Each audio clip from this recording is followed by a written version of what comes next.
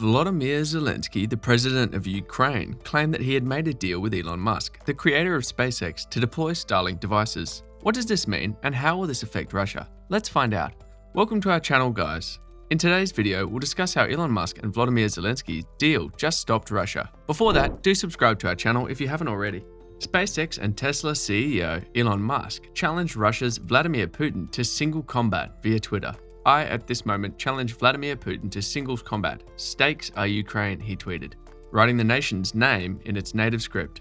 Do you agree to this fight? He mentioned in the Kremlin's official English-language Twitter account in his Russian post. Elon Musk's tweets have already caused many problems for him and his business. He once said in an interview that he thought social media platforms are always crazy and referred to them as battle zones. True to his words, this time the continuing Russian invasion of Ukraine has destroyed a staggering $13.3 billion of his wealth.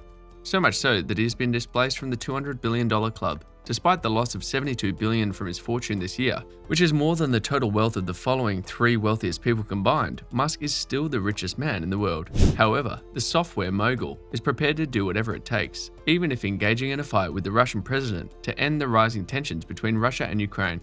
As word of the military invasion went around the world, investors panicked and started short trading their shares out of fear of sanctions, commodities depletion, and a likely surge in the price of goods, mainly oil. Investors with extensive holdings in certain companies saw their net worth and portfolios plummet as the market started to tumble. One of the most hurt is Elon Musk, but it seems that wasn't even on his mind when he urged for increased oil and gas production, while simultaneously admitting how it would affect Tesla. Musk tweeted, "Hate to say it, but we need to increase oil and gas output immediately. Extraordinary times demand extraordinary measures. Obviously, this would negatively affect Tesla, but sustainable energy solutions cannot react instantaneously to make up for Russian oil and gas exports." The international response of sanctions on Russia is having a knock-on effect on the supply networks, which are still suffering from the pandemic. Russia has traditionally been a relatively significant exporter of oil and gas. Musk, a visionary, must have seen the broader picture and fully understood the magnitude of the invasion of Ukraine and the international backlash. As part of the efforts by European nations to impose sanctions on Russia, the United States and its allies are currently aggressively debating the topic of prohibiting the purchase of Russian oil.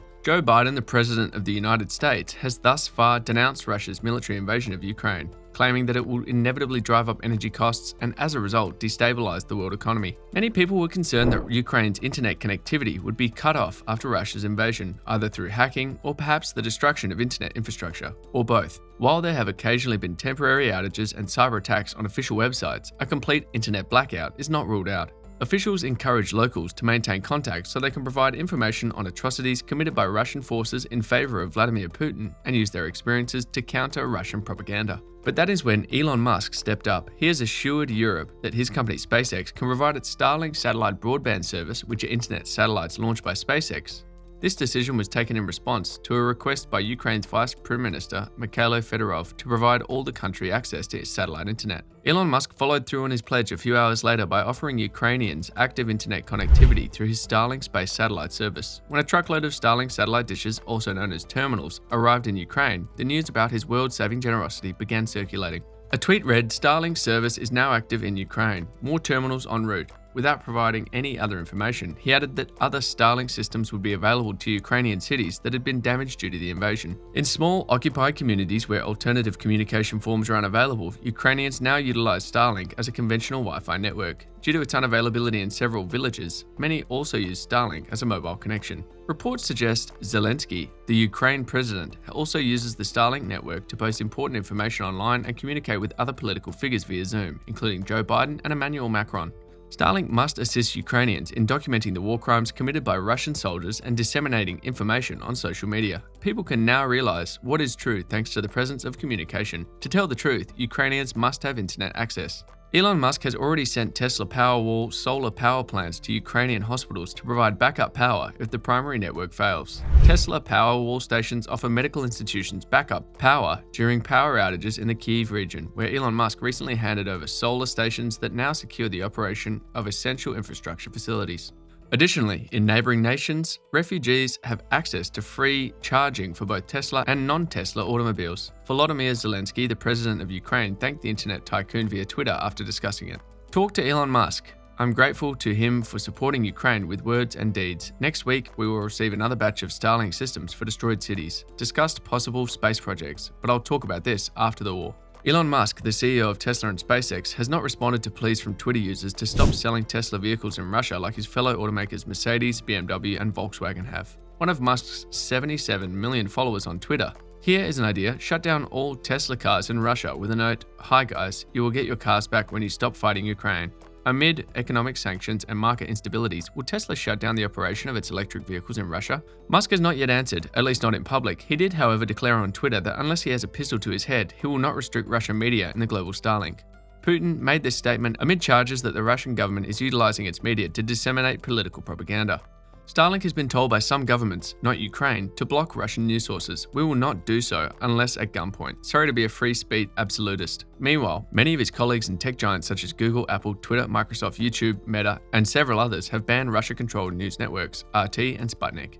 Immediately responding to a person who said that Russian news was propaganda, Musk replied, "All news sources are partially propaganda, some more than others." Later, the 50-year-old SpaceX CEO revealed that the company's priorities had changed, resulting in a slight delay in manufacturing Starship and Starlink V2 satellites to concentrate on cyber protection and combat signal jamming. Elon Musk advised Ukrainians to exercise caution when using the Starlink satellite system, since there is a strong likelihood that Russians will target his commercial internet network, which might impair the entire system's performance. Elon Musk has also pledged to help save the International Space Station if Russia tries to deorbit it, as Vladimir Putin's space commander warned.